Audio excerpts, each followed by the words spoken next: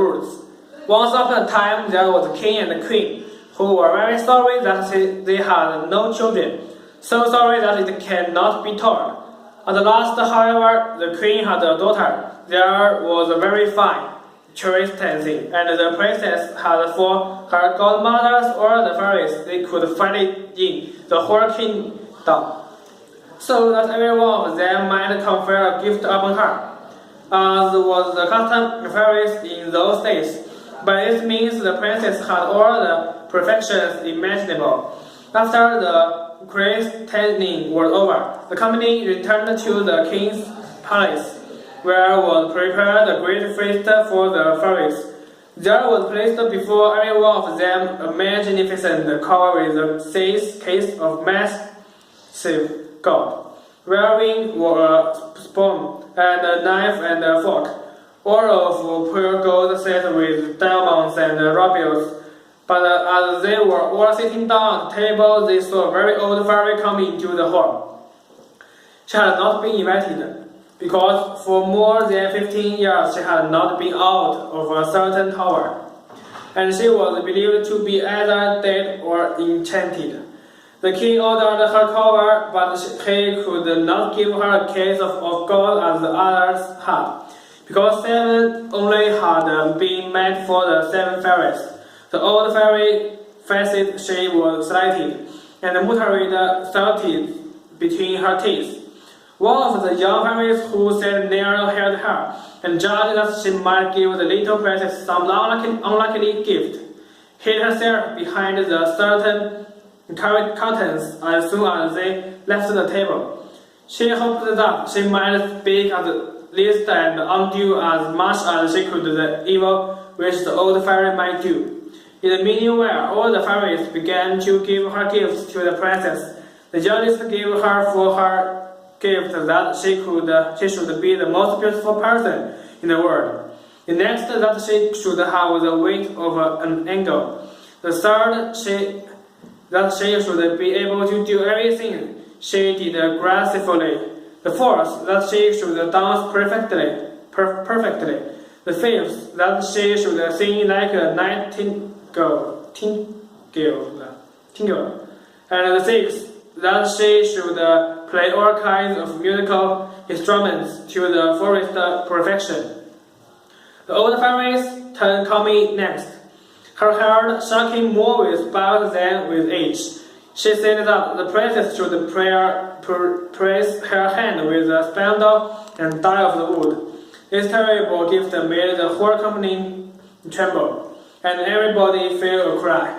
At this very instant, the young fairy came from behind the curtains and said those words in a loud voice.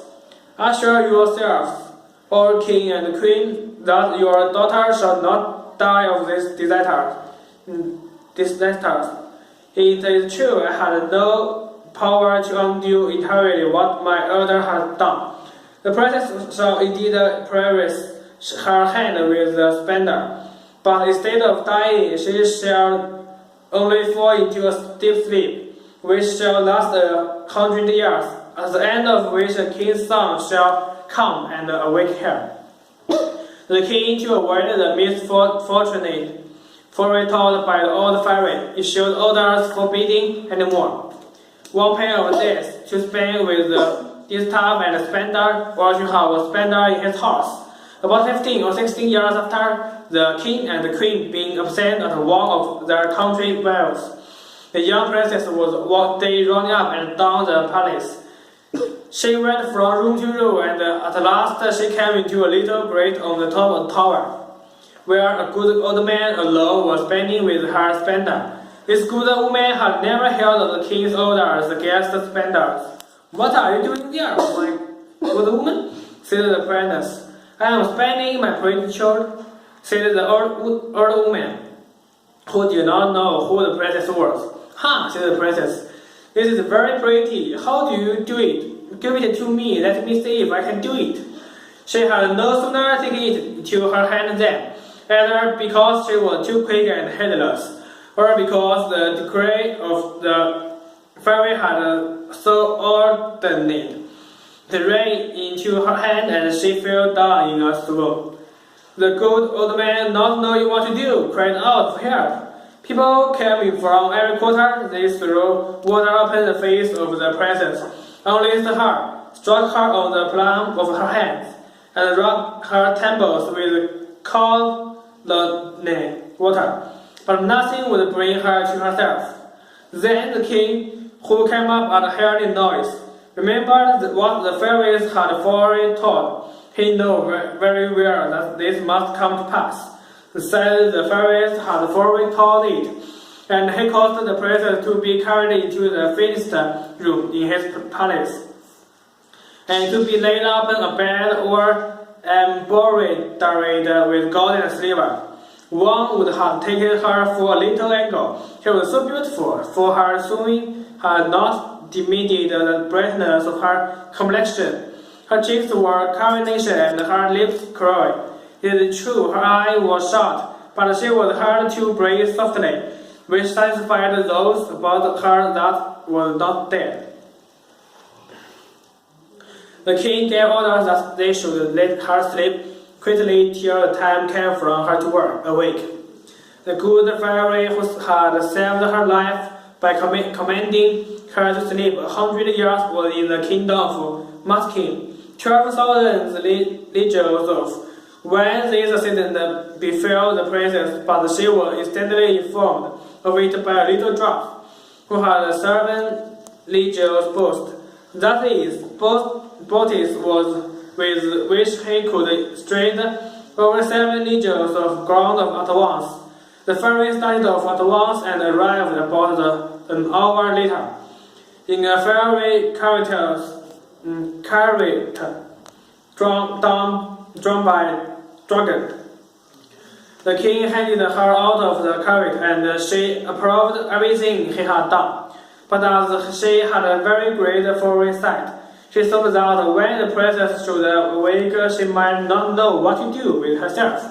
If she was all alone in this old palace, this was what she did. She touched with her wand everything in the palace: governors, maids of honor, ladies of the bedchamber, gentlemen, officers, stewards, cooks, undercooks, kitchen maids, guardians with their portraits, pages, and footmen. She likewise taught all the horses which were in the stables, the cart horse, the hunters, and the saddle horses, the grooms, the great dogs in the outward cart, and the little mouse pacing, too, the princess's spaniel which was laying on the bed. As soon as she taught them, they were full asleep, not to wake again till their mistress did, that they might be ready to wait upon her when she wanted them. The very spells at the fire, as soon as they could hold of partridges and finished and fall asleep, and the fire itself as well. All this was done in a moment. Fairies are not long in doing their work. And now the king and queen, having kissed their dear child without working hair, went out of the palace and sent forth orders that nobody should come near it.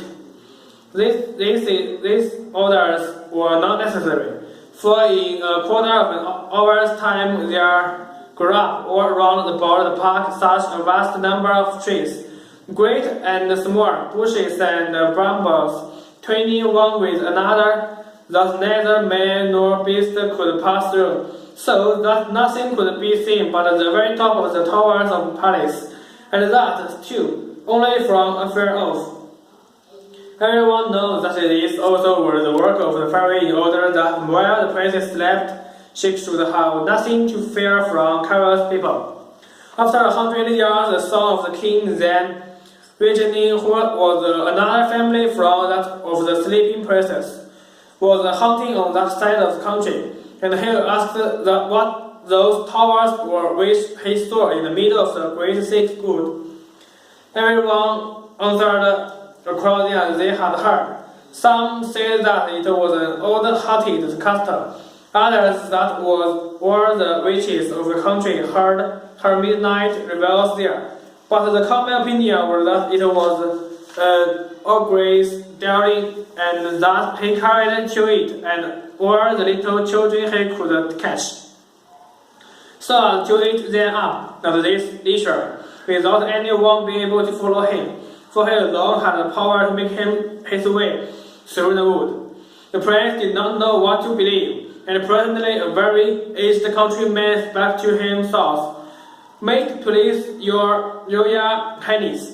More than 15 years I heard from my father that there was then in this castle the most beautiful princess that was ever seen, that she must live there 100 years, and that she should be waked by a king's son, for whom she was reserved." The young prince, on hearing this, was all on fire. He thought, without weighing the matter, that he could put an end to this real adventure, and pushed on by love and the desire of glory, with love that wants to look into it. As soon as he began to get near to the wood, all the great trees and bushes and brambles gave way of themselves to let them pass through. He walked up to the castle which he saw at the end of large avenue, and you can imagine he was a good deal surprised when he saw none of his people following him, because the trees closed again as soon as he had passed through them. However, he did not cease from continuing his way. A young prince exhaustion of glory is ever valiant. He came into a spectacle's outer court, and what he saw was enough to freeze him with honor. A frightful silence resonated over all. The image of death was everywhere, and there was nothing to be seen but what seemed to be the outstretched bodies of dead men and animals. He, however, very well knew by the ruby faces and the pimpled nose of the portraits that they were only asleep, and their gobble teeth were still remained some drops of wine, show plainly that they had fallen asleep while drinking their wine. He then crossed the court paved with marble, went up the stairways and came into the guard chamber, where guards were standing in their ranks, with their muskets upon their shoulders, and snowing with all their might. He went through several rooms full of gentlemen and ladies, some standing and others sitting, but all were asleep. He came into a jaded chamber, where he saw up a bed, the curtains of which were all open. The most beautiful sight ever beheld. A princess who appeared to be about 15 or 16 years of age, and whose bright and resplendent beauty had something divine in it. He approached with tremble and admiration, and fell down upon his knees before her. Then at the end of the enchantment was come. The princess awoke, and looking on him with eyes more tender than could have been expected at first sight, said, "Is it you, my prince? You have waited a long while." The prince, charmed with those words, and much more with the manner in which they were spoken, no, not how to show his joy and gratitude. He assured her that he loved her better than he did himself. Their discourse was not very connected, but they were the better placed, for where there is much love there is little eloquence. He was more at a loss than she, and we did not wonder at it. She had time to think of what to say to him, for it is evident that the good fairy, during so long asleep, had given her very pleasant dreams. In short, they talked together for 4 hours, and then they said not half they had to say. In the meanwhile, the palace had woke up with the princess. Everyone thought upon his own business, and as they were not in love, they were ready to die of hunger. The lady of honor, being as sharp-sighted as the other folks, grew very impatient and told the princess aloud that the meal was served. The prince helped the princess to rise. She was entering and very magnificently dressed. but His Royal Highness took care not to tell her that she was dressed like his great-grandmother. And had a high collar, she looked out not a bit the less charming and beautiful for all that. They went into the great mirror hall, where they supped and were served by the officers of the prince's household. The violins and hautboys played all tunes, but they were excellent, though they had not been played for 100 years. And after supper, without losing any time, the Lord Alona married them in the chamber of the castle. They had put very little sleep. The princess scarcely needed any, and the prince left her next morning to return into the city, where his father was greatly troubled about him. The prince told him that he lost his way in the forest as he was hunting, and that he had slept in the cottage of the charcoal burner, who gave him cheese and warm bread.